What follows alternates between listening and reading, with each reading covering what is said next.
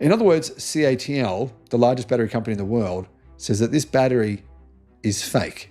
Unfortunately, my friends, it looks like we might have been swindled. We might have been lied to. This might have been, well, good intentions, but fake news. CATL isn't just another battery company, they're the top dog, plain and simple. They supply a huge chunk of batteries for electric vehicles around the world. So when their head of operations outside China looks at Donut Labs' battery claims and says it's clearly fake, that's not just background chatter. He's someone who understands the physics, and he's saying the numbers don't add up. When the biggest name in batteries calls your product out, you can't just shrug it off. You've got to respond. And once you take a closer look at what CATL saw, it gets clearer why they called it out. What CATL actually said. Let's get one thing straight about CATL. They aren't some random company just trolling online. Ulderico Ulissi, who runs their operations outside China, basically said Donut Labs' battery claims don't add up.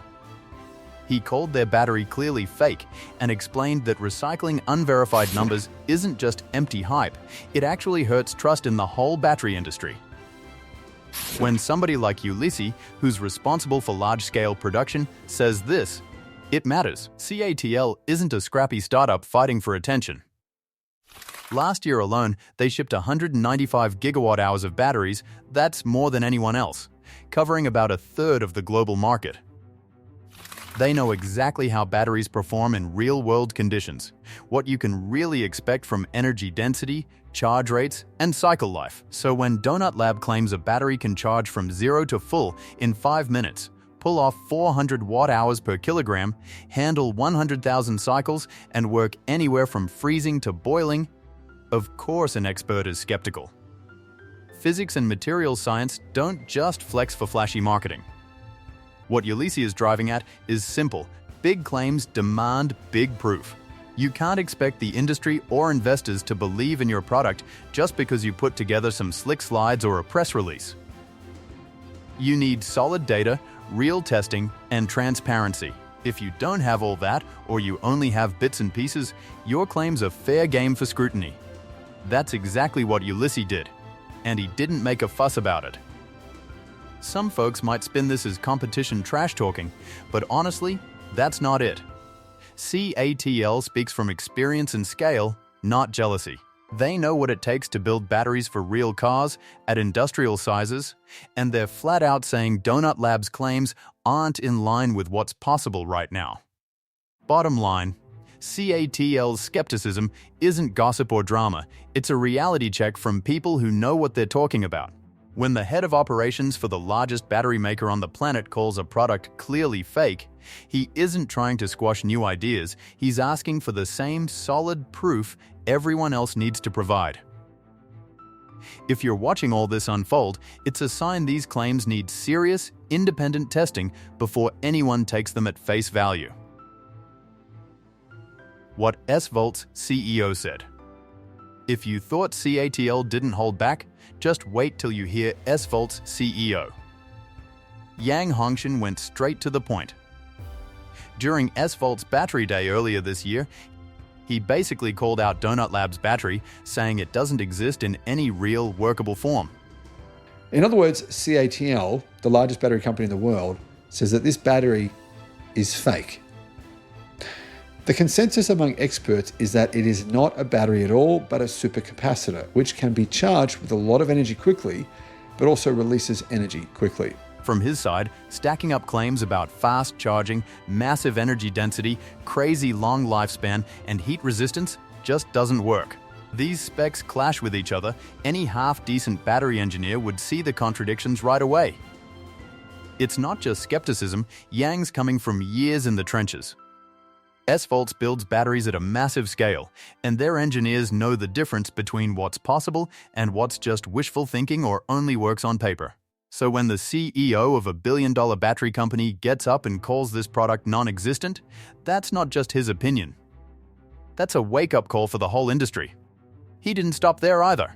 For context, he reminded everyone that China is leading the world in battery tech. Finland, where Donut Labs, the manufacturers of this revolutionary new solid-state battery, that has actually gone into production. This is where they're located. In Finland, the media, some of them are saying this is a hoax. And if even they haven't made a battery like this, it's tough to believe someone else just swooped in and cracked the code.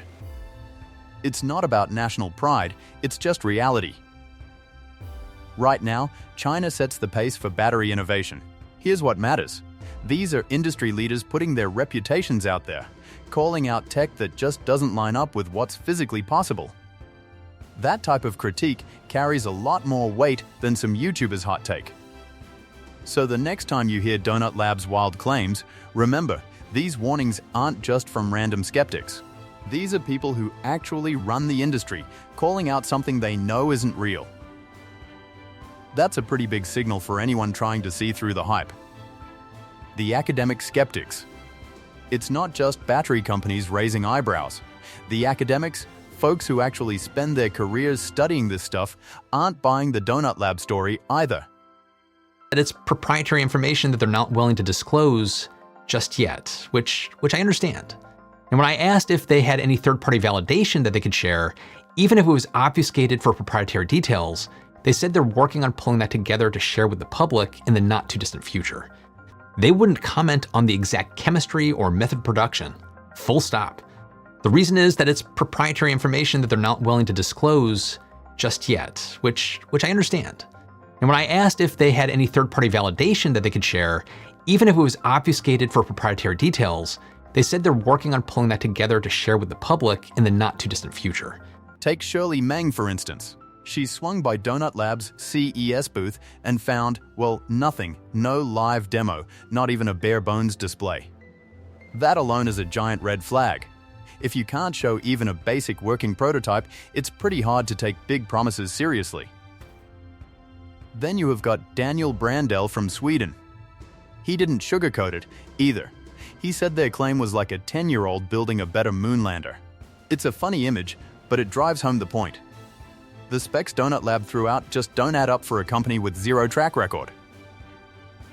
Eric Wachsman at the University of Maryland chimed in too. He pointed out that Donut Lab basically materialized out of thin air. No history, no publications, no peer-reviewed papers, nothing that actually counts in science. That sort of mystery is enough for any real researcher to hit the brakes. And don't forget Aki Pyysing, a tech investor from Finland. He called Donut Lab's operation direct bullshit and didn't bother to hold back. He even called it snake oil. Harsh, sure, but this is a field where getting a battery from the lab to the real world is brutally tough, and investors know it. If there's no solid proof, you just can't take wild claims at face value. What connects all these people? They know batteries, inside and out. They focus on facts and experience, not buzzwords. When respected experts and seasoned investors all say the same thing, you'd better listen. There's a huge gap between Donut Lab's marketing and what's actually doable with today's tech. So I had thought the batteries on display at CES they were batteries, but they weren't. They were just shells of a battery. So, while the headlines are noisy, the experts are loud in their own way, no working demo, specs that don't make sense, and not even a whiff of a proven track record. That's where we're at. If you're hoping this is the next battery breakthrough, it's worth staying skeptical. In this game, the science has the final word. The pattern. Look at the big picture, and the Donut Lab story stops being just another exciting battery breakthrough. What jumps out instead is a classic case of tech hype gone wild. Almost every warning sign is here. This is a hoax, and it isn't real. And they're kind of embarrassed that this entrepreneur, who is from Finland, has made some claims that... Let's start with what they haven't shown. No details on the battery chemistry. Not a single peer-reviewed paper. No patents. Nothing you can actually study or verify. They just expect everyone to believe them. Which, let's be honest, is a massive red flag in a field where transparency actually matters. Then there's the money side. They're promising investors 10x returns in only 18 months. Nobody with real tech experience buys that. This is classic pump up the hype stuff. And it gets more bizarre. PwC couldn't even finish an audit on Verge Motorcycles Estonia, the company supposedly set to use Donut's batteries. When a major accounting firm pulls out, that's not a shrug, that's a blaring siren. Public relations director would not say if this is a battery or a supercapacitor, and if there's even any patents for this battery. Now look at the company itself. 1 registered employee. Just 1. For comparison, real battery startups have teams of dozens or hundreds, engineers, chemists, technicians, working for years, just hoping to hit a working prototype. On top of that, the CEO? He's got a record of making wild, unverified claims. Back in 2025, he said he'd created the first true AI, something he called Asinoid. Big claims, zero real proof. If this is correct, obviously there is no way this battery can provide 370 miles of range in the electric motorbikes that Verge say that they'll be manufacturing within the next couple of months. Add it all up. Over-the-top promises, no visible tech, tiny staff, questionable track record, and investor hype. Honestly, it's hard not to think of Theranos. Every single sign is there. The difference? Theranos dragged out their story for years. Donut Lab's only been around a few months, but already the warning lights are flashing. This isn't tinfoil hat speculation. Each piece on its own is a worry. Altogether, it's almost a textbook. If Donut Lab has something real, it's time for them to prove it. So far, it looks like hype wrapped in myth, not breakthrough engineering. Anyone paying attention in the battery world should keep their eyes open and their guard up. Alright, here's the deal. Donut Lab promised Q1 delivery. And guess what?